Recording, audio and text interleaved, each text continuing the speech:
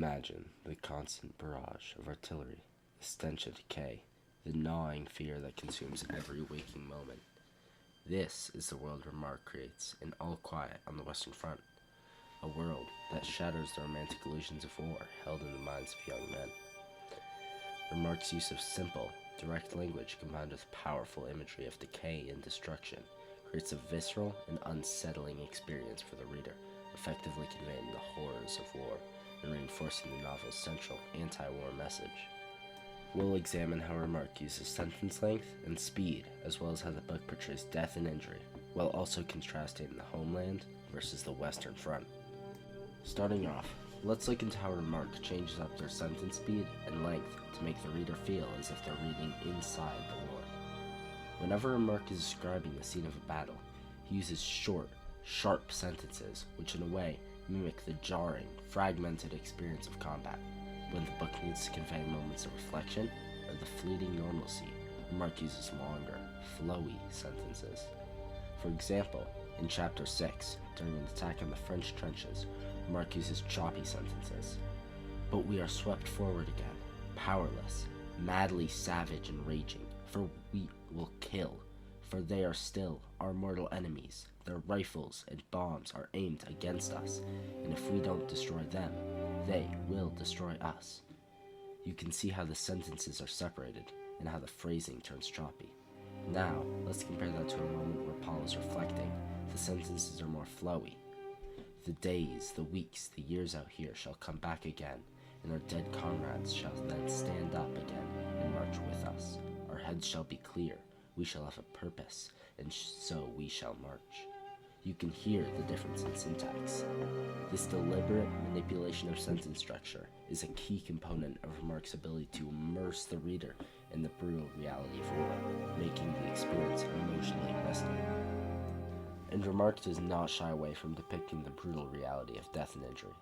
Through unflinching and graphic imagery, he forces the reader to confront the physical consequences of war, highlighting the loss of innocence among Paul and his comrades. Remarque's descriptions of death and injury are stark and gruesome, leaving very little to the imagination, describing disfigurement, gaping wounds, and it disrupts any romanticized notions of combat. The book has countless descriptions of this brutal reality, but one that stands out is the scene of a bombing in the forest. Paul comments, "A naked soldier is squatting in the fork of a tree. There is only half of him up there, the legs are missing.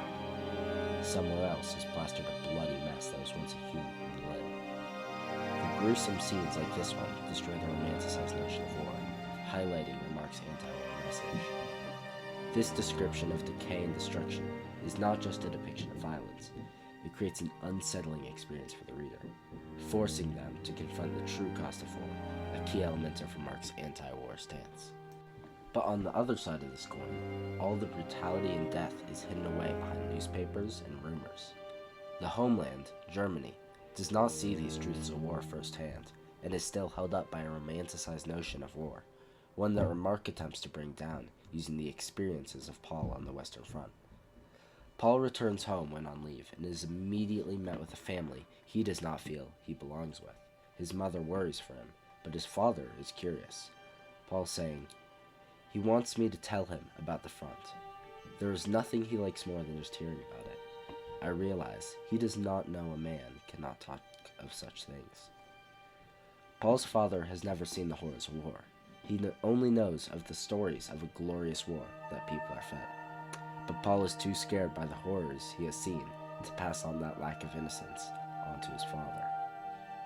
The way Paul interacts with his family displays that stark comparison between the experiences of the front and the homeland, and conveys Remarque's anti-war message through the change and trauma brought upon Paul. Through the use of varying syntax, increasing and decreasing sentence length, as well as the brutal imagery of gore and mutilation displayed in the book, and the effect it leaves on Paul when he returns to the front, Remarque creates a powerful anti-war message that takes down the romanticized notion of war held in the minds of the people of the early 1900s.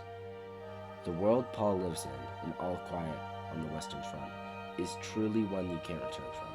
And will Paul ever be able to repair that bridge between his experiences and the war that the people at home lived? Thanks for watching.